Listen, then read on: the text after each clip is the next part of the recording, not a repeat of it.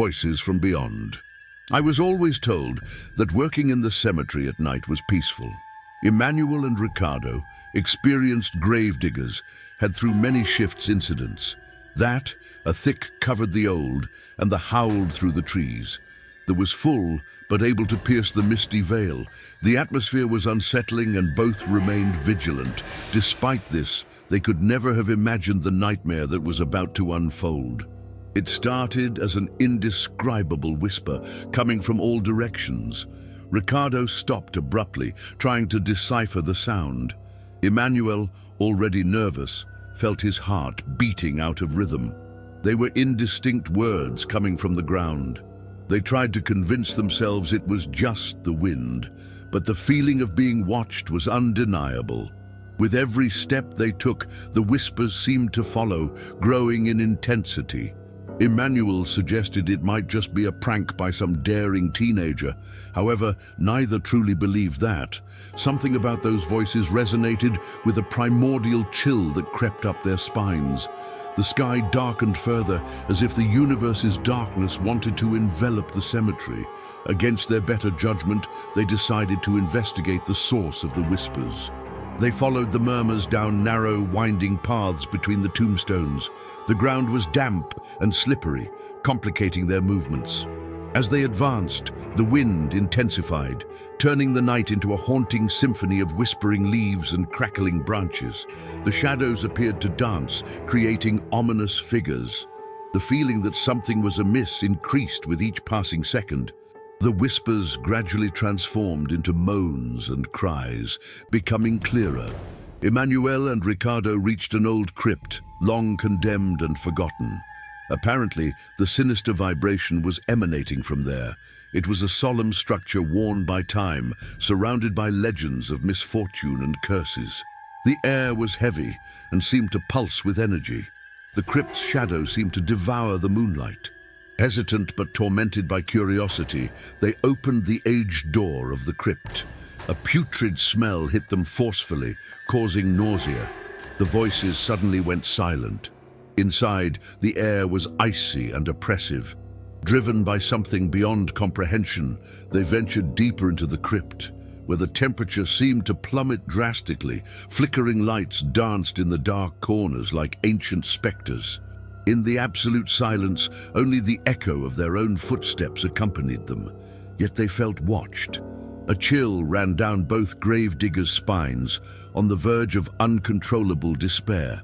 Everything seemed to conspire to make them flee. They wanted to leave, but something almost hypnotic kept them advancing. The unknown attracted them like a moth to a flame. The crypt was a labyrinth of moss-covered walls and forgotten inscriptions. In the center, a colossal and imposing stone sarcophagus challenged time itself. Emmanuel, absorbed by the sinister atmosphere, noticed enigmatic symbols carved into its surface. Sudden images of ancient horrors filled his mind, as though someone whispered unfounded secrets directly to his soul. Feeling an irresistible impulse, Ricardo approached the sarcophagus and tried to open the lid. Emmanuel, terrified, tried to stop his friend, but it was as if an invisible force acted on them. With supernatural effort, the lid slid open, emitting a deafening sound of crumbling cemeteries.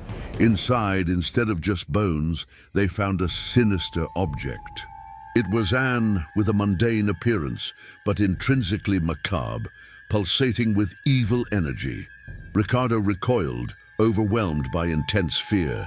Emmanuel, emboldened by reckless courage, lifted the object, examining it more closely. It was an amulet with inscriptions that seemed to move, flowing like a stream of ghostly letters. Upon touching it, the whispers resumed. This time, they were not just indistinct voices. Now, they were clear and ordered, telling stories of suffering and agony. The laments echoed against the crypt walls, growing and multiplying. Emmanuel let the amulet fall, but the voices persisted. Ricardo, paralyzed by fear, watched as ghosts began to form around him, emerging from the shadows like a rising tide. The souls of the dead rose from the ground, their expressions twisted by eternal torment. Pale and skeletal faces, shrouded in despair and resentment, surrounded the gravediggers. Emmanuel and Ricardo were immersed in a nightmare beyond comprehension. Those ghostly entities lamented their condition, hollow eyes fixed on them like merciless judges. The electric atmosphere made the air crackle. Emmanuel tried to scream, but his voice was drowned out by a cacophony of specters. The weeping spirits guided them through distressing tales of ancient traumas, buried sins, and unconfessed regrets. Each soul carried a dark fragment of the cemetery's history, a mosaic of tragedies describing the darkness buried beneath the cursed ground. The spectral figures did not touch the gravediggers, but their proximity caused a cold that burned the skin like ice. Mere seconds stretched into eternities of frozen horror. The voices invaded their minds, turning thoughts into chaos. Ricardo looked around, clinging to his remaining sanity. Shadows danced around him, and he found himself sinking into obscurity. It was clear to the gravediggers that the peace of that place was forever lost. The souls cried out for justice or vengeance, a satisfaction time had already denied. Emmanuel felt a warm tear on his cold face. Outside, the wind intensified, as if responding to the disenchanted spirits' cries. The trees bent under the pressure of their pleas. The specters' moans became unbearable, as if time and space were folding around them. The images of past lives and torments merged in their minds, dragging them to the brink of madness. Emmanuel grabbed the amulet once again, hoping to find a way out or resolution for the torment. The inscriptions glowed with a desolate red. Ricardo collapsed to his knees as reality seemed to slip through his fingers.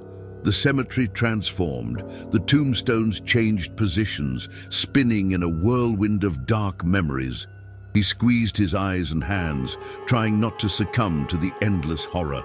Something moved among the tombstones at a distance, a faceless silhouette fixing them with an infinite sadness. The entity approached with an almost unbearable slowness. Emmanuel moved back, stumbling among ancient stones. The figure emitted a strangely familiar presence, yet fierce and implacable. The specters fell silent in reverence for the new apparition. Ricardo stared at the figure, seeing in it the features of something no longer human. Something monstrously ancient enveloped them with its presence. The runes on the amulet glowed intensely as the entity approached, and its force sucked all light around. The cemetery became a sea of darkness, visibility limited to the malignant presence. Emmanuel, realizing the connection between the amulet and the being, forced himself to speak. The figure froze, silently observing. Ricardo regained some determination and demanded the liberation of the souls.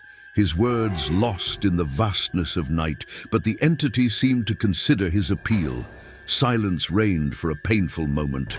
Emmanuel made a move to destroy the amulet, his heart heavy with guilt and fear. The object resisted his touch as if imbued with its own will. At that instant, an explosion of light emanated from the amulet, bathing everything in an infernal glow. The specters around screamed and vanished into the darkness while the entity recoiled. The shadows pulsed like a turbulent sea. Emmanuel felt a piercing pain, as if part of his essence was being stolen. The crypt vibrated, on the verge of succumbing to chaos. Ricardo, now dominant in his despair, pleaded for a return to normalcy.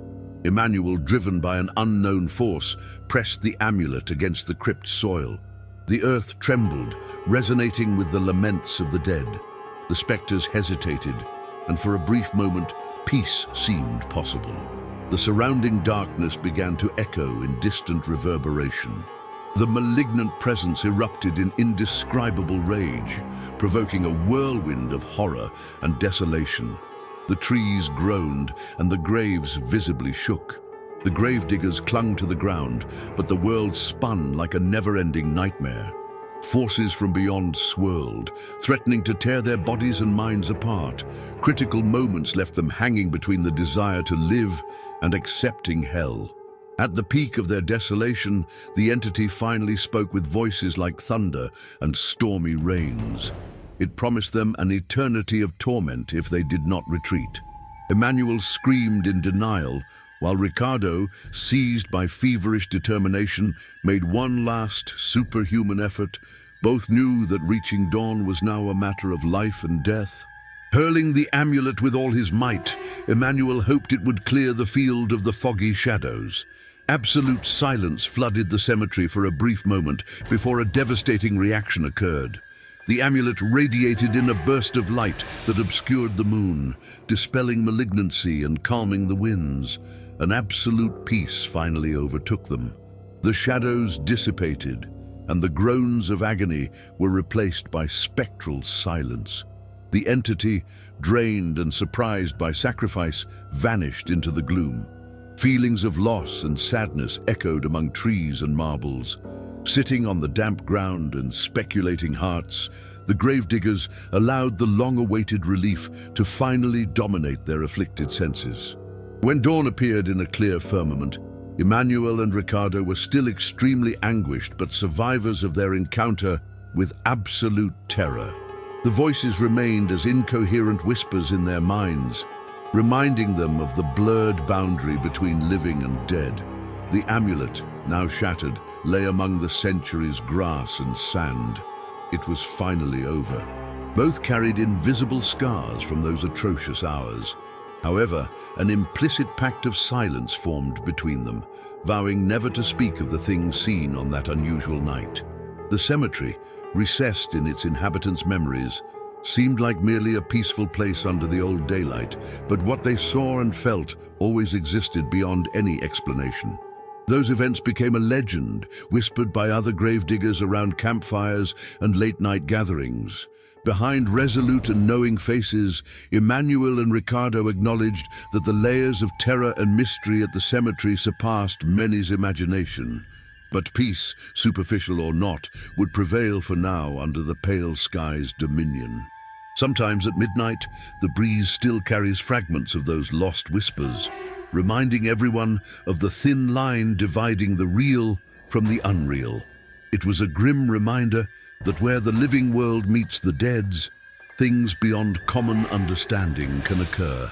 Emmanuel and Ricardo never forgot their pact with the dead. They were certain of this, even if the moment consumed them once more in cold eternity.